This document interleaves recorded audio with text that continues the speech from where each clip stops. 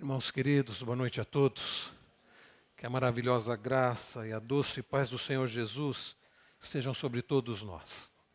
Vamos abrir nossas Bíblias no livro de Josué. Josué 24. Josué capítulo 24. Josué capítulo 24. Nós temos tido a prática da chamada pregação expositiva sequencial, ou seja, expondo livros inteiros da Bíblia, mas nesse mês de aniversário da igreja nós achamos por bem não iniciar um novo livro, não iniciar a exposição de mais um livro, sendo este um mês de aniversário da igreja, e nós tínhamos o propósito de receber pregadores de fora, mas aconteceu que ninguém aceitou o convite, ninguém pôde aceitar o convite para estar nesses 2 primeiros domingos.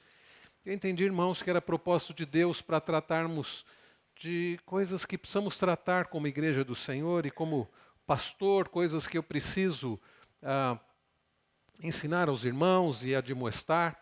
E então, na semana passada, nós olhamos para Efésios 4, olhando como a igreja de Cristo deve viver diante dos demais, entre nós, e nós aprendemos no domingo passado que, à vista de tudo que Deus fez por nós, a salvação pela graça, como nós lemos lá em Efésios 1 e 2, a maneira como Deus nos alcançou com a sua graça, tão grande amor, e fez tudo por nós, nós devemos viver do modo digno da nossa vocação, suportando uns aos outros, agindo com mansidão, com longanimidade, com amor. E hoje nós vamos continuar a falar sobre como devemos viver como igreja, mas agora não na perspectiva de entre nós, mas diante de Deus. Como eu e você, salvos pela graça, como nós, como igreja, como povo do Senhor, devemos viver diante dele. Quando nós olhamos para Josué 24, é o final já do livro de Josué, é o final da vida de Josué, o final do ministério de Josué. Josué reúne o povo, reúne as tribos de Israel para uma renovação da aliança. Olhe comigo apenas os versos 14 e 15. Vamos ler juntos, aqueles que têm a Bíblia na versão revista e atualizada. Josué 24, versos 14 e 15. Leiamos. Agora, pois, temei ao Senhor e servi-o com integridade e com fidelidade.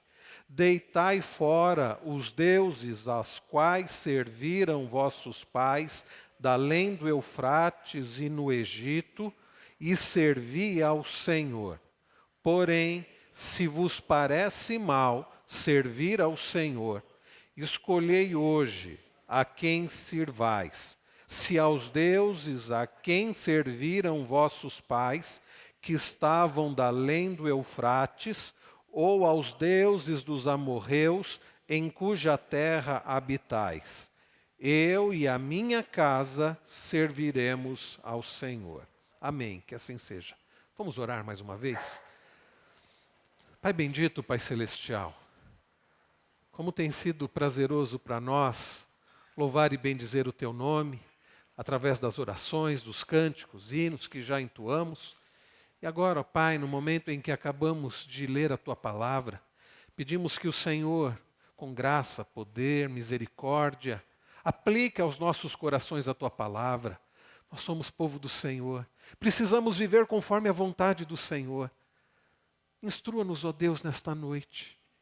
Esteja, Senhor, revelando aos nossos corações se existem falsos deuses que nos têm impedido de servir somente ao Senhor. E ajuda-nos, ó Pai, a deitar fora, a lançar fora aquilo que não devemos servir, qualquer coisa que esteja tomando o lugar do Senhor em nossa vida. Que através da exposição da Tua palavra, o Senhor nos ensine, nos exorte, que o Senhor nos admoeste, que o Senhor, ó Deus, nos faça mais parecidos com Teu Filho Jesus, para a Tua glória, para o bem do Teu povo, no precioso nome de Jesus. Amém. Irmãos, nós acabamos de ter a segunda conferência de jovens, cujo tema foi Ídolos do Coração. E nós aprendemos tantas coisas.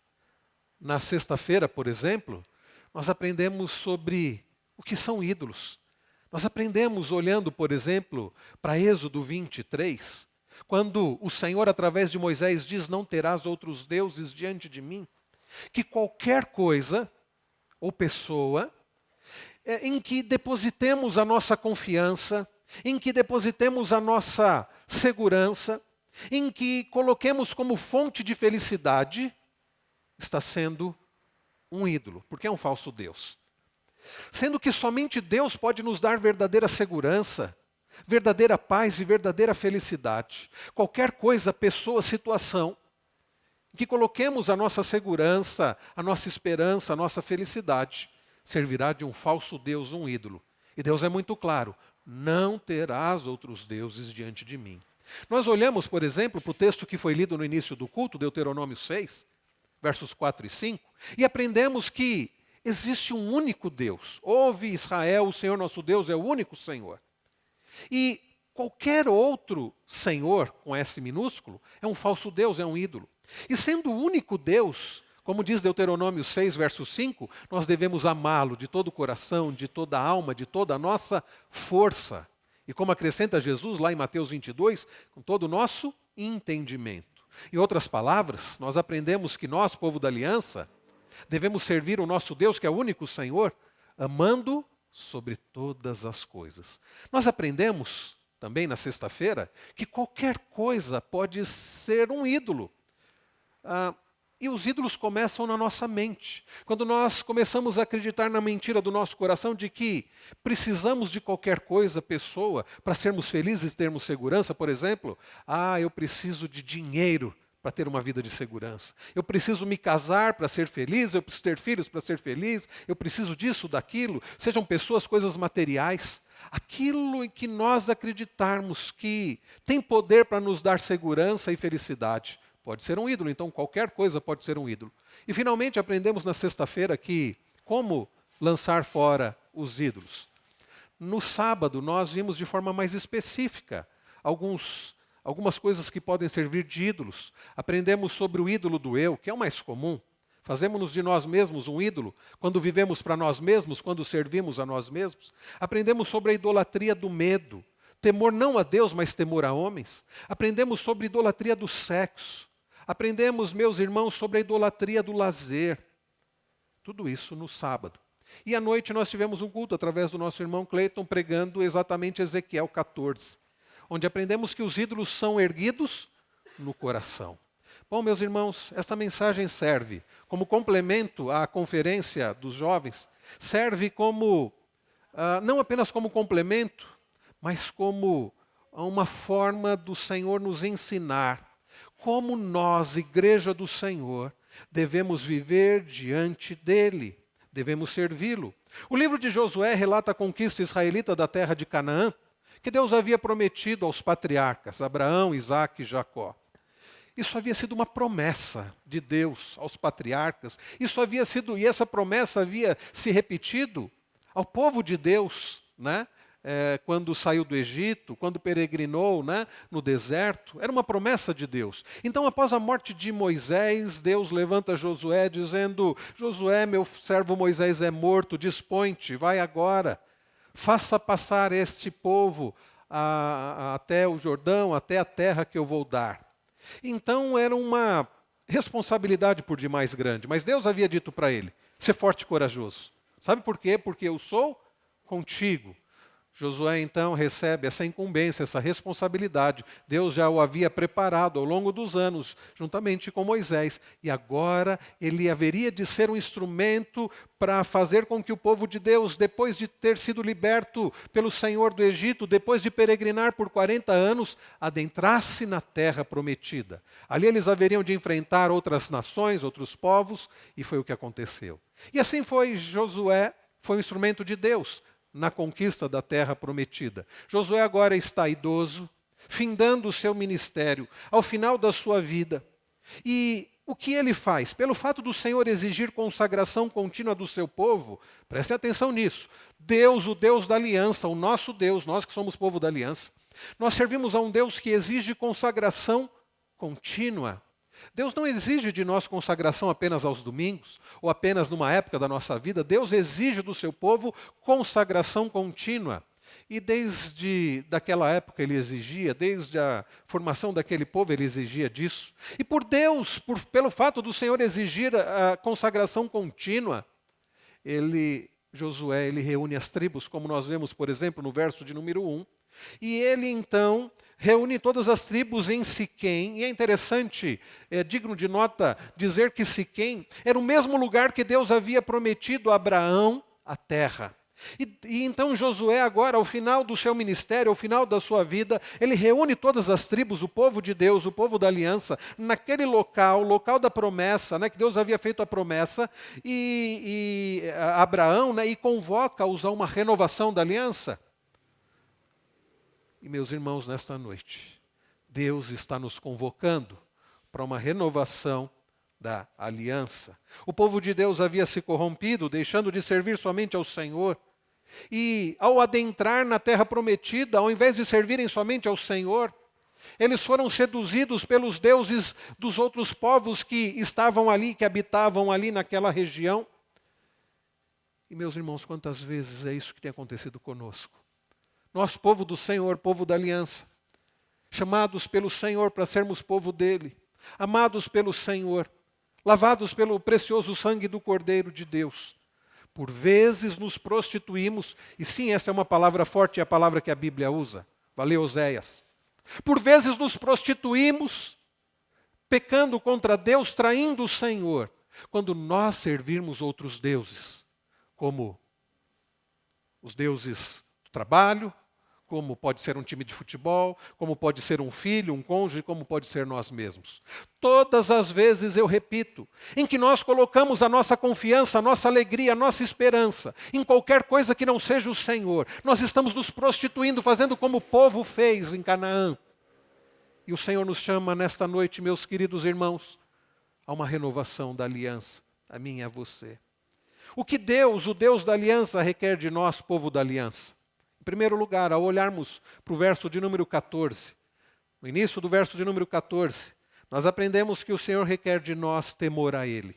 Vejam comigo, diz-nos o texto, agora pois, temei ao Senhor. É isso, meus irmãos, que Deus requer de nós, temor a Ele.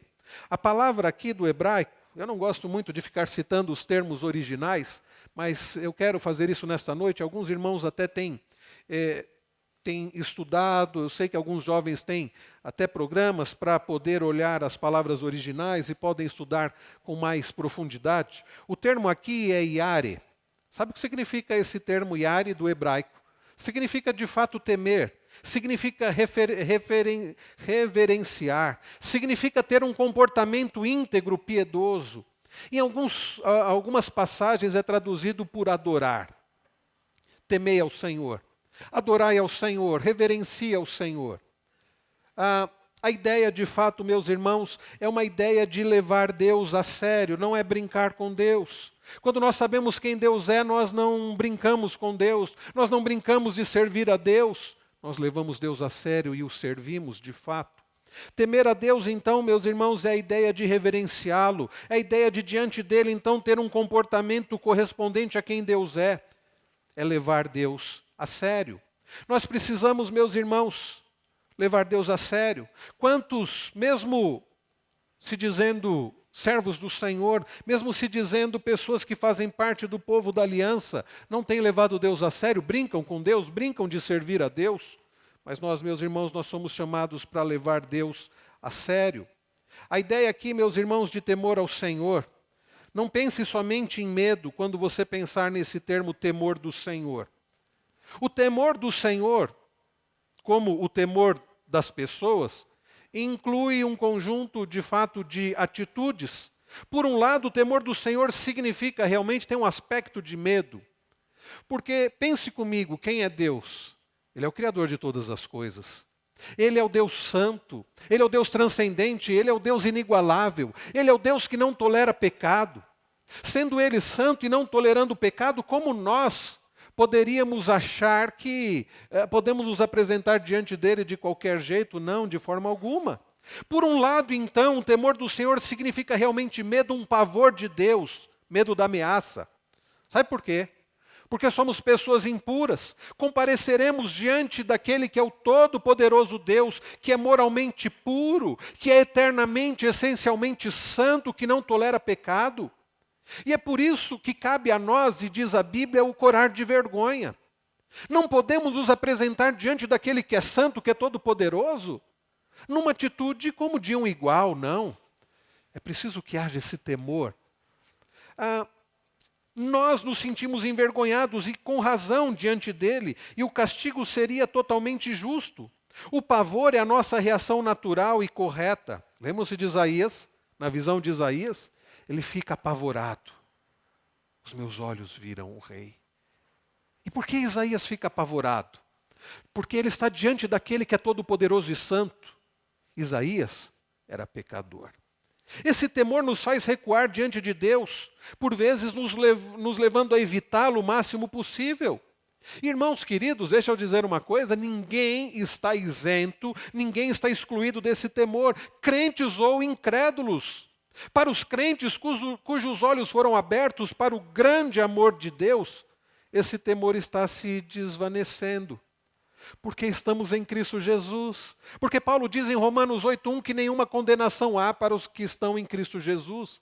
Porque agora a nossa situação diante de Deus não é de criaturas que estão destinadas à morte eterna, mas de filhos, justificados, pois, mediante a fé em Cristo Jesus. Para os incrédulos, este temor está sempre presente. A razão pela qual você não ouve as pessoas falando sobre ele é que elas tendem a aparecer em uma forma de uma ansiedade descontrolada, baixa autoestima e uma multidão de outras enfermidades modernas que têm perdido a visão de suas raízes em Deus.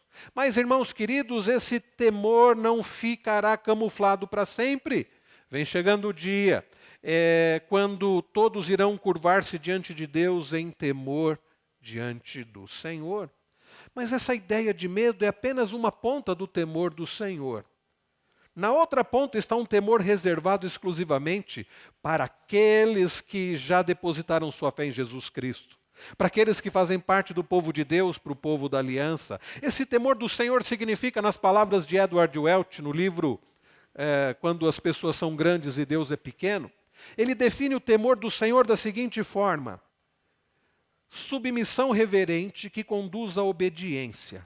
Submissão reverente que conduz à obediência. E é exatamente essa a ideia da palavra aqui, aré, do hebraico.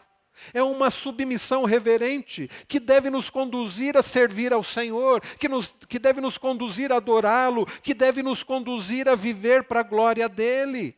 É uma submissão, meus irmãos, que nos leva à adoração, à dependência, à confiança, à esperança. Como o pavor inclui um reconhecimento de nosso pecado e da pureza moral de Deus, inclui um reconhecimento realista da justiça de Deus e de sua ira contra o pecado. Mas esse temor à adoração também conhece o grande perdão, misericórdia e amor de Deus. Irmãos queridos, nós somos convocados pelo Senhor a uma renovação da aliança. E esta renovação da aliança inclui uma vida de temor ao Senhor. Você sabe quem Deus é. Você se lembra o que Deus fez. Você não pode brincar com Deus. Você não pode se apresentar diante dele de qualquer jeito. Você não pode brincar de servi-lo. Você deve de fato reverenciá-lo. Você deve de fato submeter-se reverentemente a ele em obediência, por causa de quem Deus é e por causa do que ele fez. É exatamente isso, queridos irmãos, que Josué faz. Quando ele reúne todas as tribos ali em Siquém, ele passa, e você vê isso dos versos 2 até o versículo de número 13. Josué passa a lembrar o povo quem Deus era, o que Deus havia feito. Olhe comigo, por exemplo, no verso de número 2, Josué faz um esboço do passado, assinalando o começo politeísta de Abraão. Abraão, meus irmãos, era alguém que não servia o Deus único e verdadeiro, era alguém de um povo politeísta que servia vários deuses. Mas Abraão foi chamado pelo Senhor. Vejam o verso de número 2. Então Josué disse a todo o povo: assim diz o Senhor, Deus de Israel: antigamente vossos pais, Terá, pai de Abraão e de Naor, habitaram da além do Eufrates e serviram a outros deuses. Sim, Abraão era de um povo que não servia ao Senhor. Era de um povo da além do Eufrates, essa expressão que Josué usa, da além do Eufrates, que servia falsos deuses. Assim era a família de Abraão, assim eram os pais de Abraão, e assim foi Abraão durante um período.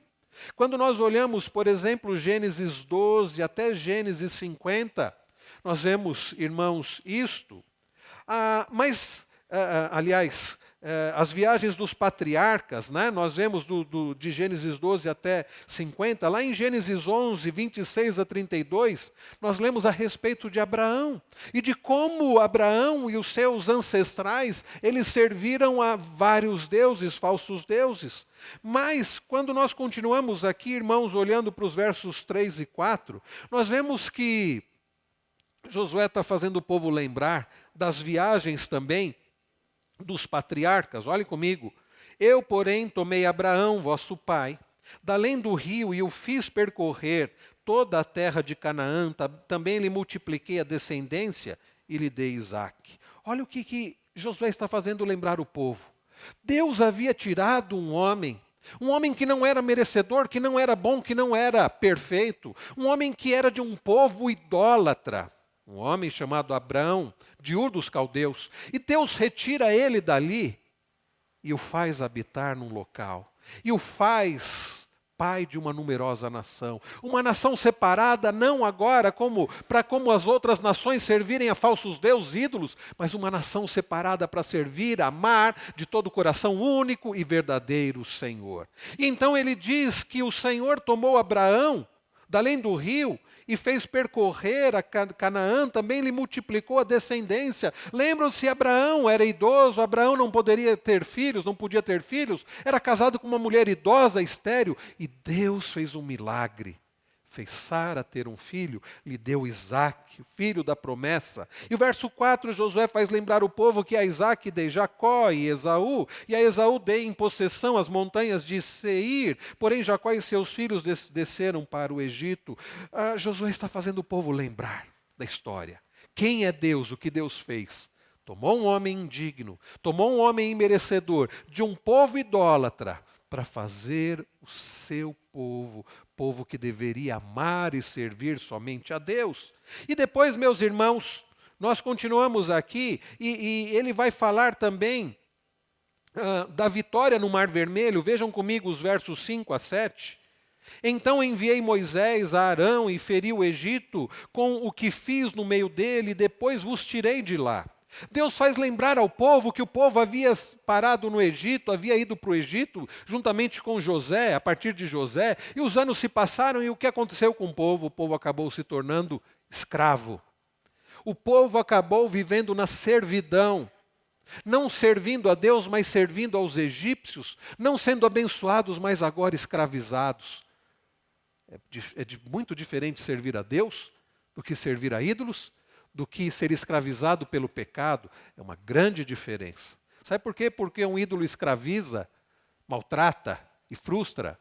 Deus, quando servimos a Deus, Deus nos abençoa, nos sustenta. Então Josué faz lembrar ao povo que eles haviam ido para o Egito e haviam sido feitos escravos ali. E vejam a continuação, e no final do verso 5 diz que o Senhor os tirou de lá. E verso 6, tirando eu vossos pais do Egito, vieste ao mar.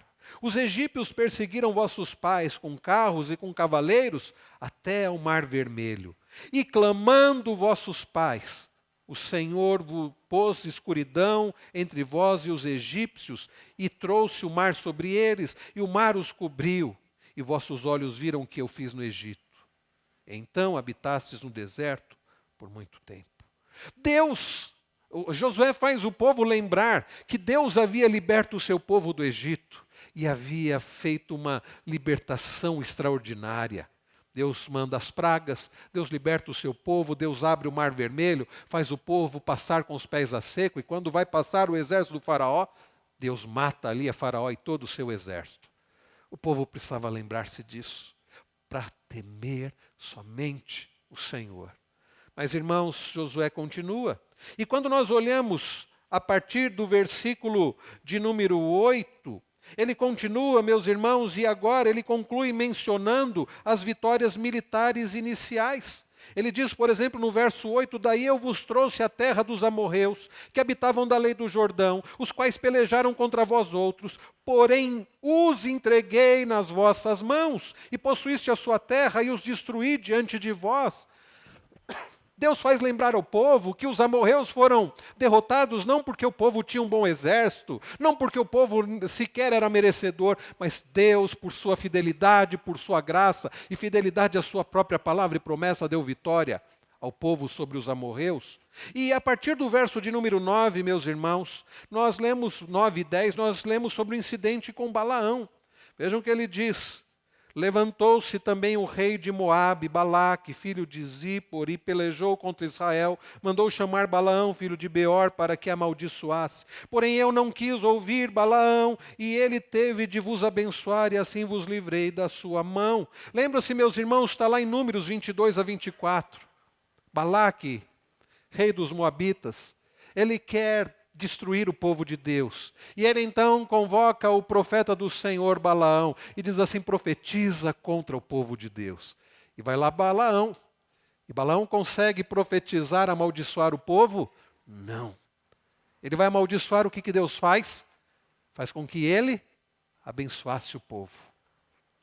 Foi o que Deus fez. Para o povo lembrar a quem eles deveriam amar sobre tudo, a quem eles deveriam servir, a quem eles deveriam temer. Então, meus irmãos, quando nós continuamos na leitura aqui, vejam que mais Deus faz o povo se lembrar, né? Finalmente sobre a própria conquista, a partir do verso 11. Passando vós o Jordão e vindo a Jericó, os habitantes de Jericó pelejaram contra vós outros, e também os amorreus, os ferezeus, cananeus, heteus, girgazeus, heveus, jebuseus. Quantos zeus aí, meus irmãos, quantos povos, todos viram contra o povo de Deus, e Deus deu vitória sobre todos. Olha o que ele diz, porém os entreguei nas vossas mãos.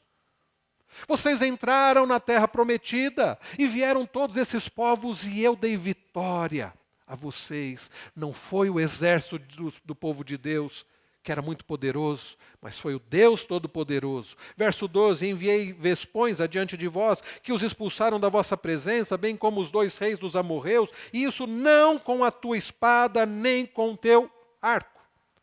Não foi através da força de vocês, foi através do meu poder.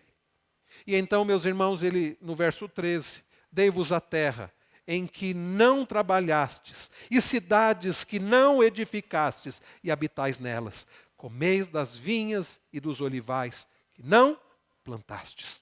Eu dei uma terra para vocês que já estava pronta. É pouco isso? Não.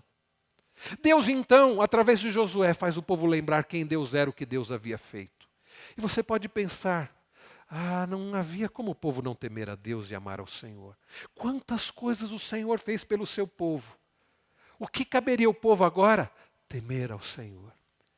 E para nós, povo de Deus, hoje, a igreja do Senhor?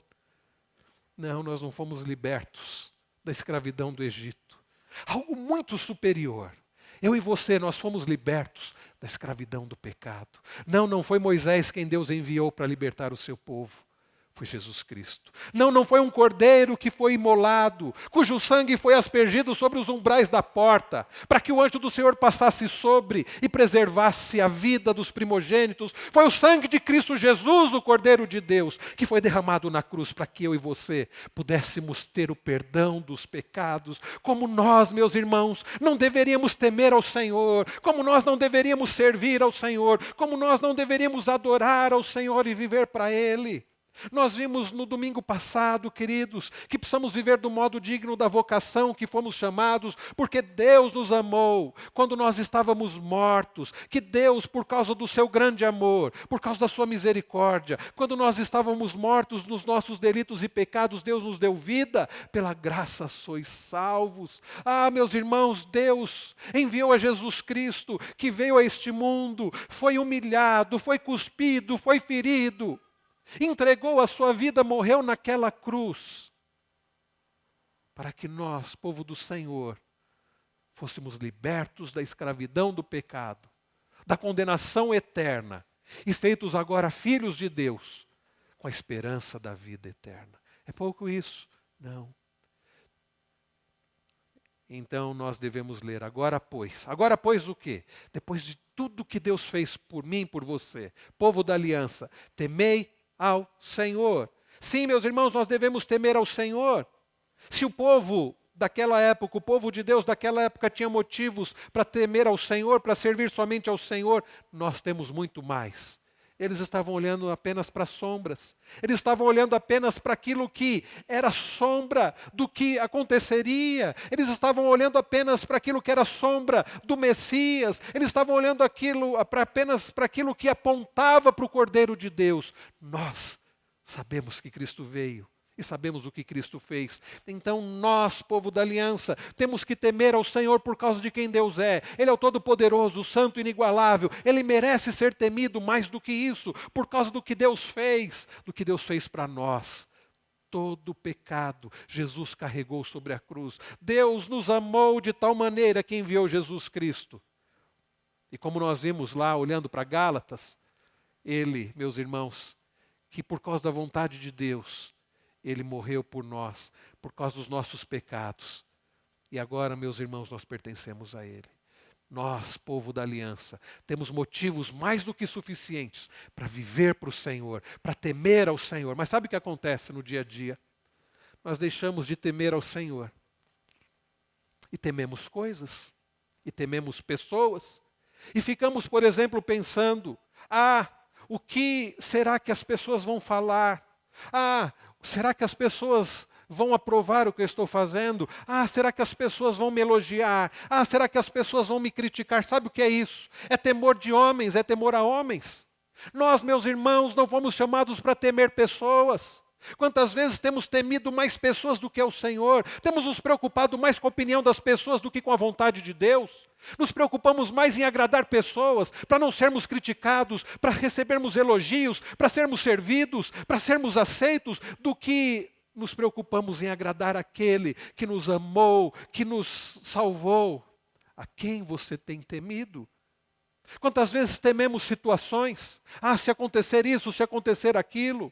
Quantas vezes agimos como povo de Deus, na terra prometida, que agora é chamada a renovação da aliança, quantas vezes agimos como povo de Deus, que ao longo de toda a história temeu pessoas, temeu falsos deuses, temeu reis de outras nações, temeu outras nações, mais do que a Deus. Lembram-se de Isaías 40? Deus chama o seu profeta e usa o seu profeta para dizer para o seu povo o seguinte: as nações são consideradas perante ele como coisa que não é nada. Parem de temer nações, parem de temer pessoas humanamente poderosas. Temam somente ao Senhor. A pergunta que fica para nós nesta noite, noite de renovação da aliança, em que o Senhor nos convoca para renovar a nossa aliança com Ele, é: a quem você tem temido? A quem você tem considerado sobretudo na sua vida? A quem você tem levado a sério? A quem você tem servido? De que forma, irmãos queridos, nós devemos temer ao Senhor? O texto continua e nos ensina de que forma devemos temer ao Senhor. Vejam que ele diz, ainda verso 14, agora pois temei ao Senhor e servi-o. Nós devemos temer ao Senhor, servindo ao Senhor. A palavra aqui, servir ao Senhor, essa palavra do hebraico é abad, significa trabalhar. Pode ser traduzida por servir, como foi traduzida aqui na versão revista e atualizada. Pode ser traduzida também como adorar. Nós devemos temer ao Senhor, e esse temor deve nos levá-lo, lembrando quem Deus é, o que Ele fez, a vivermos não agora para nós mesmos, não mais para nós mesmos, não a viver temendo pessoas, servindo dinheiro, mas nós devemos agora viver para o Senhor. Nós devemos servir ao Senhor. Essa palavra aqui do hebraico é a mesma que é usada para servir como escravo. Quantas vezes nós temos servido pecado, temos sido escravos de vícios, e são tantos os vícios. Escravo da comida, escravo da bebida, escravo do sexo. Quantas vezes, como foi falado ontem, o ídolo do eu, ídolo do conforto, ídolo do sexo, ídolo do medo. Quantas vezes, meus irmãos, temos servido falsos deuses, temos vivido não para o Senhor, mas vivido para nós mesmos, ou vivido para pessoas, ou vivido para o trabalho, ou vivido escravizados por algum vício, por algum pecado escravizador. Mas, irmãos queridos, nesta noite, em que o Senhor nos convoca para renovar a aliança com Ele, nós aprendemos que devemos temer somente a Ele, e devemos então servir somente ao Senhor. De que forma o povo da aliança deve servir ao Senhor? O texto continua, verso ainda de número 14. Agora, pois, temei ao Senhor e serviu com integridade. A palavra aqui do hebraico é tamim, da raiz tamã, significa ser completo, pode ser traduzida também como correto. E quando a palavra está da forma como está aqui no texto, tamim, significa perfeito. E aqui você pode pensar, mas não há como servir ao Senhor de maneira perfeita. Na verdade, meus irmãos, essa palavra é a mesma palavra que é usada para se referir aos animais sem defeito. O que Deus espera, aliás, espera não, o que Deus exige de nós, como povo da aliança, é uma vida de consagração integral a Ele. É uma vida, meus irmãos, de consagração perfeita a Ele, é isso que Ele requer de nós, nada menos do que isso. Irmãos queridos, o adjetivo também pode ser traduzido por inteiro, íntegro, reto. Designa aqui o padrão divino para as realizações humanas. Em geral, essa palavra é usada para Deus. Dificilmente ela é usada para pessoas. Isso aqui é uma exceção. A palavra tamim aqui usada para o que Deus requer do seu povo é uma exceção, porque em geral esse adjetivo perfeito, íntegro, é usado para Deus e para a sua palavra. Lembram-se do Salmo 19. A lei do Senhor, ela é o quê? Ela é perfeita, ela é completa. Ela é fiel, ela é reta. Mas, irmãos queridos, o Senhor que é perfeito, Ele exige do seu povo uma consagração íntegra. A ideia aqui, meus irmãos, nos remete àquele que de fato é perfeito. Quem é perfeito? Quem é o justo? Quem é o santo? Jesus Cristo. É por isso, meus irmãos, que o propósito de Deus para o seu povo é nos conformar à imagem de Jesus Cristo, o Cordeiro de Deus sem defeito. Mas antes de você se desesperar, pensando eu nunca vou alcançar esse padrão, é por isso, meus irmãos, que Jesus pagou o preço. É por isso que Jesus serviu perfeitamente. Sabe como é que Deus nos vê hoje? Através de Cristo. É desanimador nós lermos o salmista dizendo: quem poderá se apresentar diante do Senhor? É desanimador ler o salmista dizendo aquele que é íntegro, que é puro. Mas quando nós nos lembramos que Jesus Cristo, o perfeito, Ele viveu de forma perfeita e pagou o preço. Quando nós nos lembramos que a justiça de Cristo foi imputada a nós, isso nos enche de esperança, porque nós podemos servir ao Senhor. A semelhança de Cristo, pela graça do Senhor, fortalecidos para o Senhor, sendo cada dia, dia a dia, sendo transformados à imagem de Jesus Cristo, porque este é o propósito de Deus. Não, o propósito de Deus principal não é o seu conforto.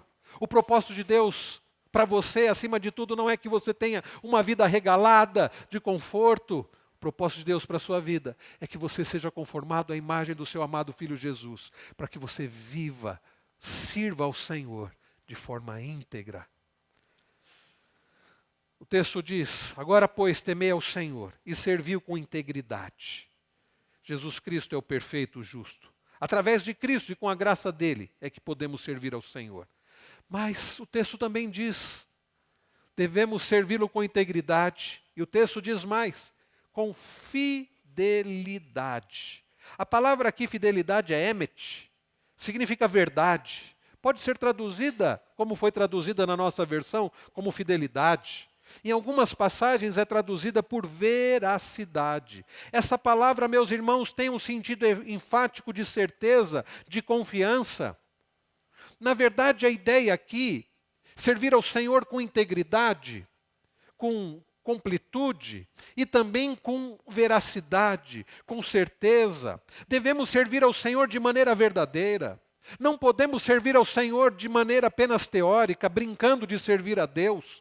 O texto está dizendo: sirvam ao Senhor de forma real, de forma concreta. não de brincadeira, não de faz de conta, não como um teatro. Quantas vezes aqueles que se dizem povo de Deus vivem um teatro e aos domingos vão à igreja, e como num teatro eles representam um papel e cantam e ofertam e fazem todas as coisas, mas no dia a dia servem falsos deuses, servem a si mesmos, servem ao dinheiro, servem ao trabalho, servem, adoram e depositam a sua confiança e a sua felicidade em pessoas. E o que o Senhor está dizendo através de Josué para o seu povo na renovação da aliança é: sirvam de forma verdadeira, de forma real, de forma concreta ao Senhor. E é o que Deus está dizendo para mim e para você nesta noite, na renovação da aliança. Temam ao Senhor, vivam para Ele. Nós, irmãos, fomos chamados por Deus, feitos povo do Senhor, para vivermos para Ele. Isso significa temer ao Senhor. E lembre-se do que Jesus diz lá em Mateus 6, ninguém pode servir a dois senhores. Sabe por quê? Deus exige adoração exclusiva. Deus não divide a sua glória com ninguém. Jesus disse que ninguém pode servir a dois senhores. A pergunta que fica para nós nesta noite é: a quem nós temos servido? A semelhança do povo de Deus nos dias de Josué, por vezes, nós servimos outros deuses. Nós fazemos de coisas, de pessoas, de situações, de nós mesmos, ídolos. Quando nós depositamos a nossa confiança, quando nós depositamos a nossa alegria, a nossa esperança em qualquer coisa ou pessoa que não seja o Senhor. E é por isso, queridos, que nesta noite o Senhor nos chama a renovar a nossa aliança com Ele, nos fazendo lembrar quem Ele é, o que Ele fez, para que possamos dizer como o povo disse. Olha ainda o verso de número 15. Porém, se vos parece mal servir ao Senhor, escolhei hoje a quem sirvais. Se aos deuses a quem serviram vossos pais, que estavam da além do Eufrates, ou aos deuses dos amorreus, em cuja terra habitais. Josué, talvez de forma irônica, porque o povo já estava servindo falsos deuses. Josué diz assim: a quem vocês vão servir?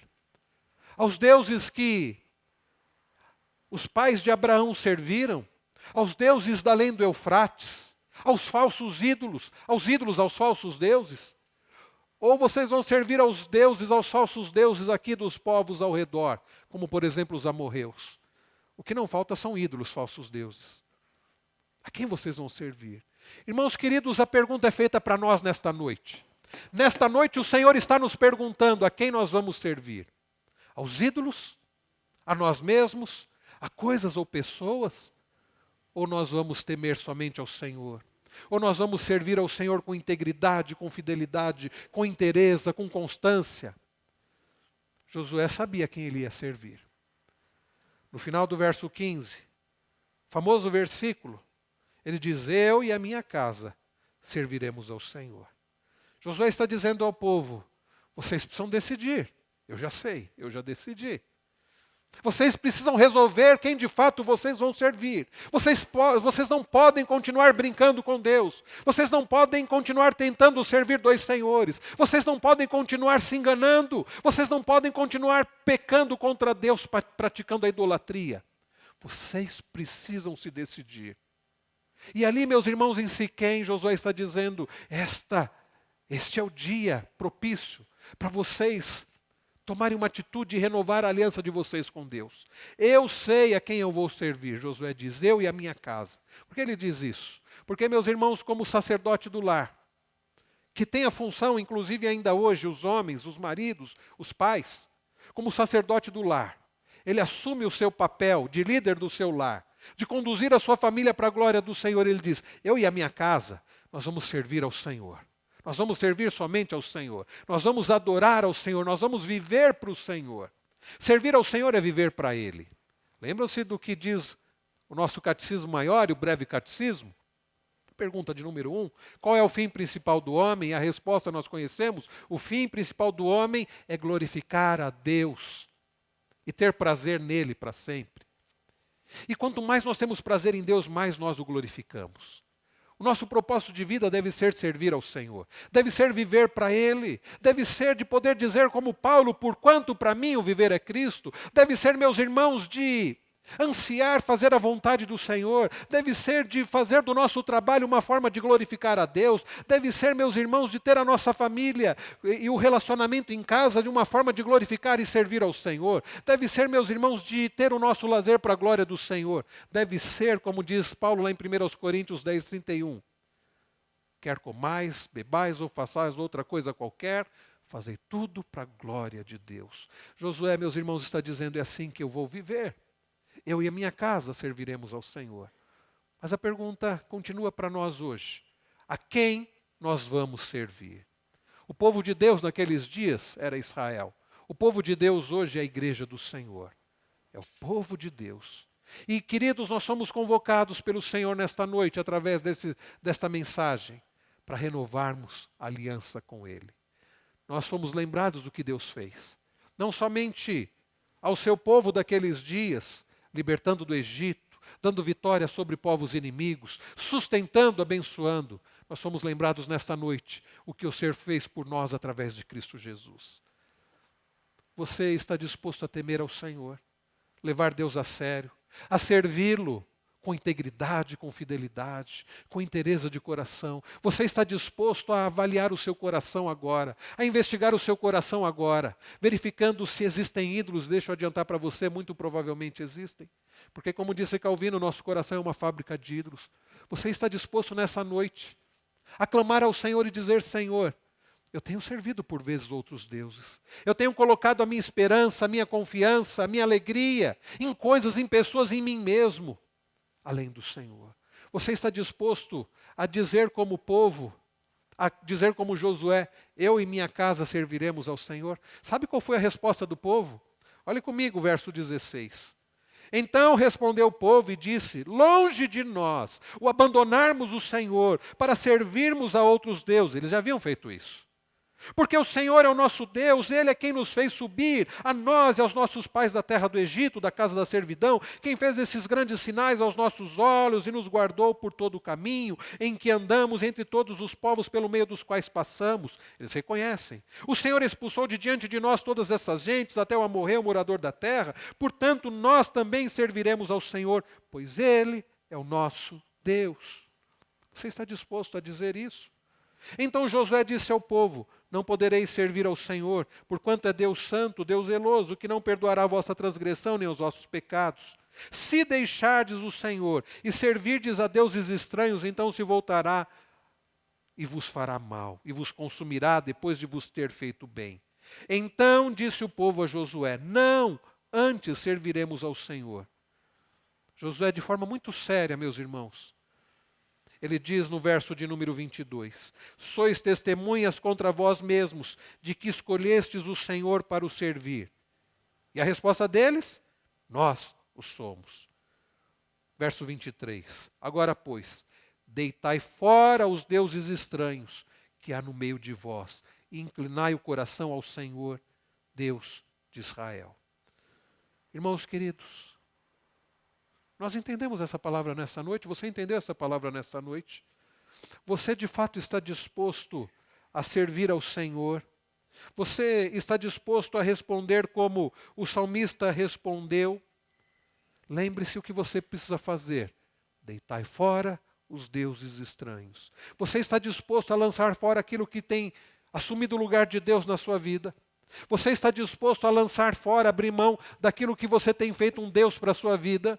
Seja um emprego, seja um dinheiro, seja um filho, seja um cônjuge, seja você mesmo. Você está disposto a lançar fora?